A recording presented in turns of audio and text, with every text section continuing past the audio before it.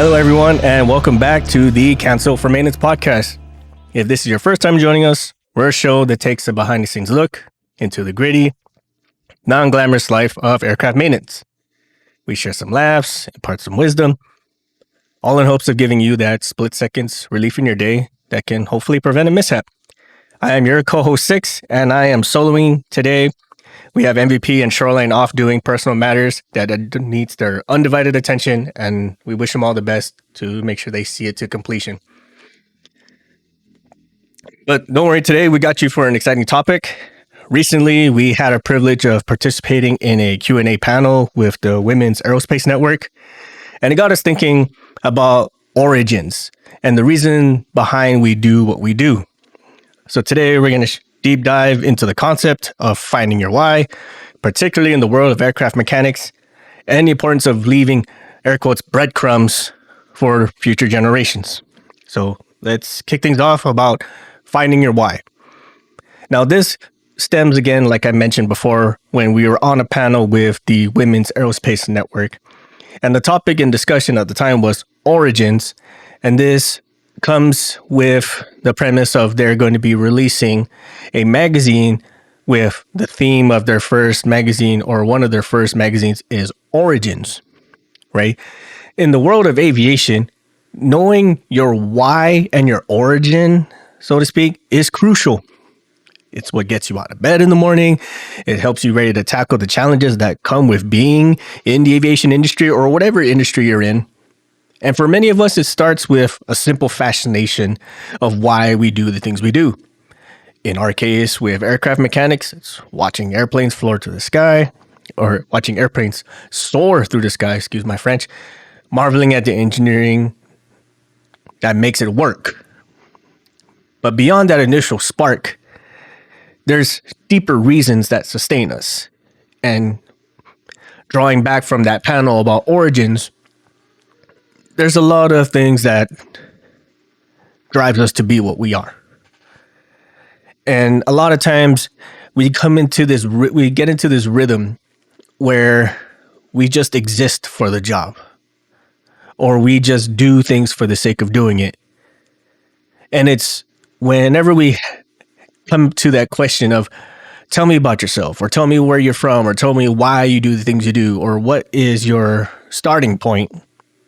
And we see this come up in various ways, like when we meet someone new, or we go for a job interview, or so forth. And many times we just wash over that, right? Like, my origin story doesn't matter. It's what's happening in the present. And for the most part, that's kind of sort of true. But I'm going to take a little bit from the field of navigation and orienteering.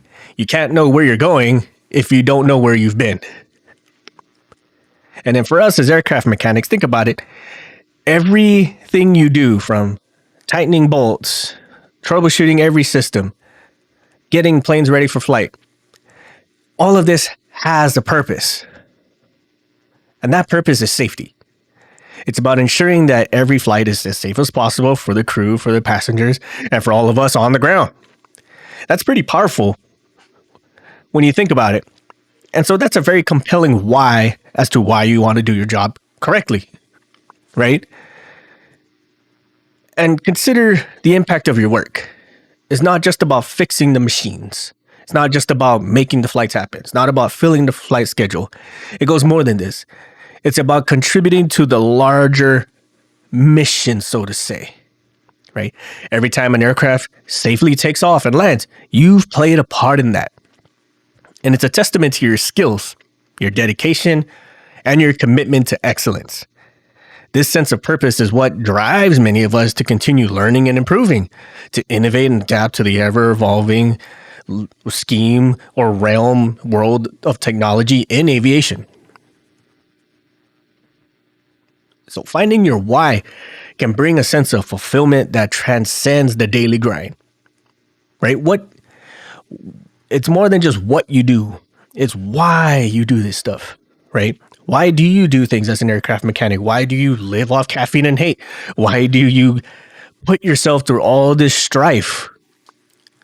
And I also say this not just for aircraft mechanics, but for everybody. Why do you do the thing you do? Why is this so important to you? Why must it be this? And sit with that for a second. Like, really think about that. Why? And when you finally let that sink in and reflect on it, it kind of transforms your routine into meaningful actions. When you understand the importance of your role and why you do things, and in our case as aircraft mechanics, particularly why we endure the things we do in the aviation industry, it can instill a profound sense of pride and responsibility, or at least gives you some kind of guide as to here are my boundaries and here are my non-negotiables. And this understanding helps you persevere through challenging days and motivates you to push through your limits. Let's not forget the community aspect of it. Being a part of a team that shares a common goal can be very motivating. There's a camaraderie in that shared reasoning or that shared goal. And especially among aircraft mechanics, that's an unspeakable bond, so to speak. And I feel like this is something that we have, but we don't talk about enough. It's just kind of like this understood, unseen force that just drives us to do stuff. But really sitting there and acknowledging it and speaking of it and engaging with everyone involved in it, it can be a very valuable support system. And sharing these experiences, solving problems together, and celebrating success, this fosters a sense of belonging and purpose. And this goes beyond time. I can meet an aircraft mechanic who has not seen or touched a wrench in the last 20 some years. But once we made that shared gold connection, we'll yap about it for hours. And I'm sure some of us have experienced that.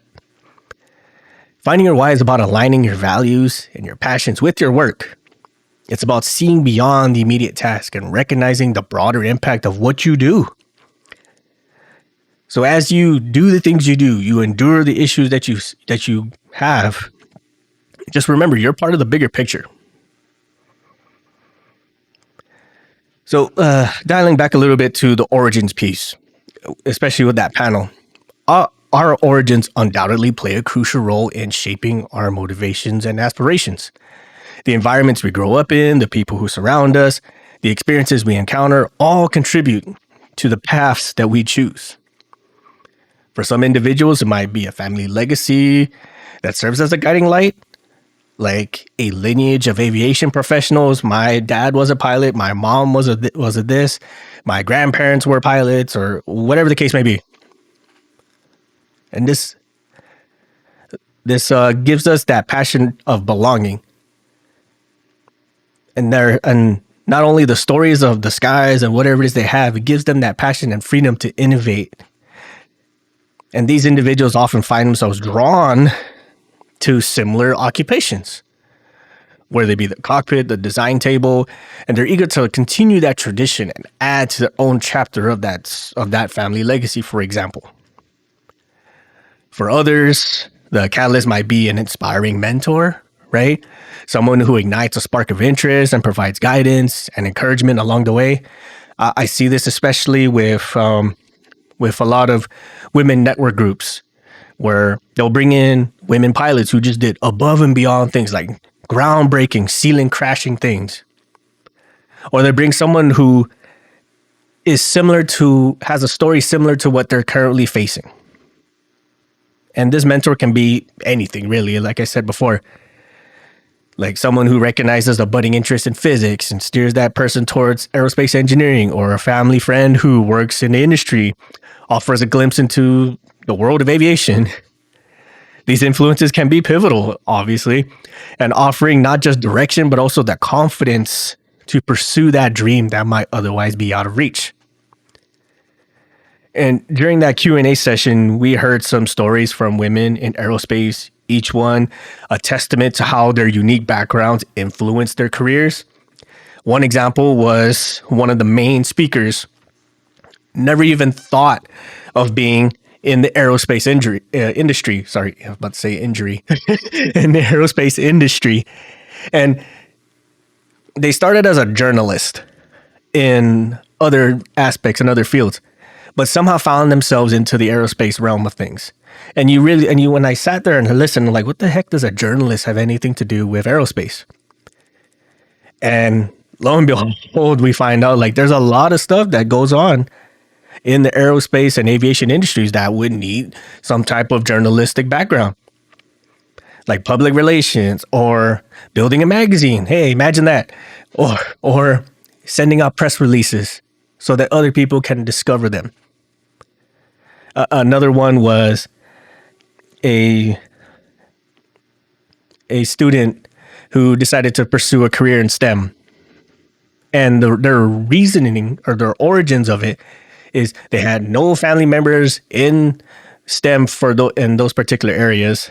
They did not have any mentors or someone in their short group, in their close-knit group, to really guide them through it. And so they just on a whim decided, I'm gonna get into STEM. I'm gonna go do things for aerospace. And what motivated them to continue doing it was that they were the only one in the room. One of one. And that's what motivated them to continue doing what they're doing, is because I'm the only one. I don't like that. There should be more. And we see this a lot in some of our current areas. There's only one of one, and we obviously need more. Or there's one of one and it's very demoralizing. So the best way to break that is to show that it's possible for anybody or anyone who's willing to put in the work, who's willing to put in to pay the sweat equity and can really move the ball forward, should be a part of this. And these narratives remind us that while we are not bound by our past, it can certainly shape our journey. Our origins provide a framework upon which we build our dreams. They imbue us with values, perspectives, and sometimes even challenge us that drives us to push boundaries. Example again with the STEM story. The stories of these women in this panel, they highlight the diverse ways in which our beginnings can influence our paths, underscoring the importance of recognizing and valuing the experiences that brought us to where we are today. Whether the inspiration comes from family, mentors, or the environments we grew up in, it is this interaction of these elements that guide us. They shape not only what we aspire to achieve, but also how we approach all that in our professional and personal lives. Okay, so now let's dive a little deeper into the concept of leaving breadcrumbs, air quotes, leaving breadcrumbs, right? In the realm of aircraft maintenance, there's this idea that's about transfer of knowledge, sharing experiences, and mentoring the next generation. We're seeing more of this happen with all these various groups, these various organizations, and these various like social media networks, right? It's not a simple act. It's it's a profound commitment to create this continuous legacy that others can follow and expand on. And we see examples of this everywhere, especially if you live on social media. The Women's Aerospace Network is one. Women Rock Wings is one. Stig Aviation, Total Aviation, Only Fan Cal, Fixed Flight Travel, How to Helicopter, Airplane Facts with Max, all of that, right? And they don't just do this just for the sake of posting. They're doing this for the sake that they don't want to be the one to end it. It shouldn't stop with just them. So think about it when you're knee deep in a complex job. You're familiar with every detail, every nuance, but what about the new guy or the new tech observing your every move?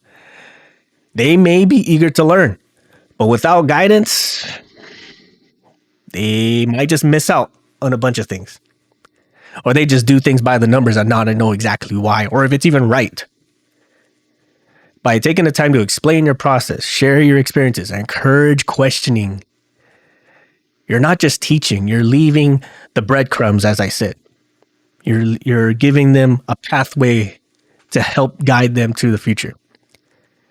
And this practice ensures that the next wave of technicians can learn from your expertise and perhaps even enhance the techniques you've shown them. It's about paving a path, blazing that trail for them to not only understand the current practice of things, but also to innovate and potentially become leaders themselves one day. So leaving breadcrumbs is not about instilling let me backtrack a little bit. So leaving the breadcrumbs is about instilling a culture of continuous improvement and collaboration. It's about recognizing that every bit of knowledge passed on can be that spark that ignites creativity and innovation in others. When technicians share their stories and methods, they contribute to this diverse pool of knowledge that can elevate the entire team. And this is a culture of mentorship that we feel is weakening. Like we're not seeing too much of it with the mentoring. It's usually onesies and twosies, or like some secret Jedi Sith thing where only so many can pass on. And that's terrible. This should be more open. This should be more broad. This should be more celebrated, so to speak. And then this approach also builds a strong community within the field. It fosters an environment where everyone feels valued and empowered to contribute, knowing that their insights and experiences are crucial to the collective success. When you leave these breadcrumbs, when you leave a trail for people to follow, you're not only contributing to the immediate task at hand, but you're also contributing to the long-term growth of this industry. And I'm going to be honest, like we're old. We're getting old and things don't bend or twist like they used to anymore. So as much as I would love to say that I like to turn wrenches until I'm old and gray and in the dirt, the body says otherwise. and sometimes the body's going to make decisions before you would want to. So leave the breadcrumbs. And so how do we apply these in our everyday work? Let's start by reflecting on your why, like we mentioned previously. What drives you? What motivates you to do things? Why do you why? Why do you what? And when you figure that out, write it down. Keep it visible. Let it motivate you during the tough days. This sense of purpose will serve as an anchor, and it can be very empowering. Heck, man, like I'm starting to learn how to journal my dang self. And it's not because I'm in hoping to write a book someday. I'm doing journaling because heck, my memory's starting to suck. I'm telling you all right now, my memory blows. And this sense of purpose will serve as your anchor, as I said, and it will fuel your passion and also align your daily tasks with your larger goals, making even the mundane stuff feel more meaningful. And then when it comes to leaving the breadcrumbs, like I mentioned, be proactive. Offer to mentor somebody. Share your experiences in forums, in a class setting, on a podcast. Hey, how about that? And encourage questions. Okay? Remember, every interaction is an opportunity to inspire and educate. We see a lot of, air quotes, celebrities. And by all means, they're great. In the pilot realm, they're a dime a dozen. There's so many out there that can inspire and just make people, I want to do that. And yet, yes, for aircraft maintenance, there's really not a whole lot to aspire to in the realm of oohs and ahs and sparks flying and fireworks and all that stuff, right? But let's admit, like, it may not seem as pretty as being a pilot or as pretty as being an engineer, but the work is just as vital and it's just as crucial. And being able to inspire somebody to want to do something similar or aspire to want to be the one that makes the gears go. You're not just contributing to the growth of others, but you're reinforcing your own understanding. Teaching is a powerful way to learn. And through the exchanges, you often gain new perspectives that you might not have considered before. And in addition to these steps, consider fostering a collaborative environment within your team. Encourage open communication when everyone feels comfortable sharing their ideas and feedback. I know this is kind of difficult, especially with aircraft maintenance, where everyone has like this crass attitude and kind of say things a certain way. So it's so they don't get teased or they don't get picked on or whatever the case may be. You got to kind of have to put up this front, so to say, to make sure that your point is across, but not picked on. But the communication needs to happen. And things can be progressed or avoided or turned into disaster all because of communication. And creating this collaborative environment not only enhances creativity, but also builds that community so they can tackle challenges more effectively. It's important to recognize the value of diverse viewpoints and how they can lead to innovative solutions. Also, let's regularly review and assess progress.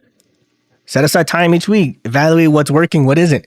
It's a habit of reflection, and this allows you to adjust your strategies and ensure you're on the path that you want to be on. And it's also about being adaptable and open to change, which is crucial in today's environment, and especially with how fast-paced it is. And then finally, let's remember the importance of self-care and maintaining a healthy work-life balance. By God, we're trying to learn that our dang selves. It's a struggle that we're continually having to deal with, and it's a lesson we're continually learning. Burnout is a real threat, everybody. And sometimes we glorify that burnout way more than it deserves. So taking care of yourself, your mental and physical health is essential to sustain that long-term productivity and fulfillment. Make time for activities that rejuvenate you, whether that's exercising, meditating, spending quality time with the loved ones, picking up new hobbies, restarting old ones, whatever. And by integrating these practices, you're not only applying concepts effectively, but also setting yourself up for a continued success and fulfillment within your personal and professional journey. So we'd like to hear from you, our listeners, and people who just stumbled onto our show one way or another. What's your why? How do you plan to leave breadcrumbs in your field or your areas or the people in your immediate circle? Share your stories with us on social media or an email. Let's create a space where knowledge is shared freely and everyone feels empowered to follow their passion. You can hit us up online through our website, hit us up on social media, whether it be Facebook, Instagram, or Threads, whichever the case may be, or you can send us an email, whichever is the absolute easiest for you. The absolute best way to get a hold of us and the absolute best way to have conversations like this with us is through our Discord channel via Patreon. We have very in-depth talks like this with all our patrons, and sometimes or another they teach us a thing or two. Sometimes these diverse approaches really help us figure things out. Just how it works. You ever heard about the definition of insanity when you try the same thing expecting a different outcome? Sometimes someone has that one idea that you think is just too harebrained to try, and you actually try and it works. Imagine that.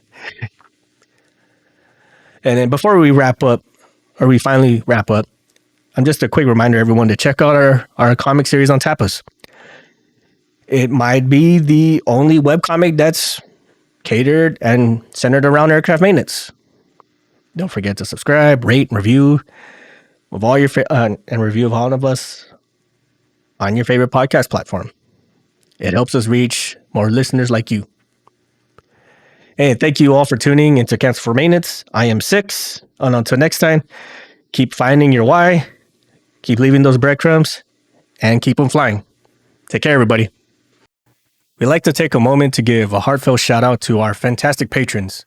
Your unwavering support is the magic behind the show, helping us produce thrilling episodes, keep our gear in top shape, and create awesome merch just for you. With special shout outs going to SaKonna, Eric Shaw, Kiel K, Daniel Liang, Mike Sherwood, Caleb Stockdale, Karma Trisciani, Dan Schubert, and Ryan Freshour. Thank you all so much for your support and your patronage. If you enjoy our show, why not join our Patreon community? You'll unlock a whole slew of perks, including access to our private Discord community, special discounts, early board access to our merch, and front row seat to our sneak peeks of our comics and other projects. And if you're feeling adventurous, don't forget to strut your stuff as an aviation aficionado by visiting our store at cancelformaintenance.com. For those who appreciate a touch of class or rugged charm, check out our affiliate at Rockwell Time at rockwelltime.com. Use the code CX4MX for 10% off your total order. If you need a headset, be it for in the aircraft or on the ground, or just need better ways to preserve your hearing, visit DalcomTech at dalcomtech.com. Got a burning topic or you'd like to be a guest on the show? Drop us a line on our contact us section at cancelformaintenance.com. We're all ears and we're eager to bring your ideas to life. Stay connected with us on social media. You can find us on Facebook at Cancel for Maintenance, or you can follow us on Instagram and Threads at Canx, that's CANX, for Maintenance Podcast. Lastly, be sure to check out our comics on the Tapas app. We might just be the only webcomic focused on aircraft mechanics. Like, share, subscribe, and leave us your thoughts. Thank you all again for being the great community that you are. Your support means the absolute world to us, and we can't wait to catch you all on the next episode. Until then, keep 'em flying.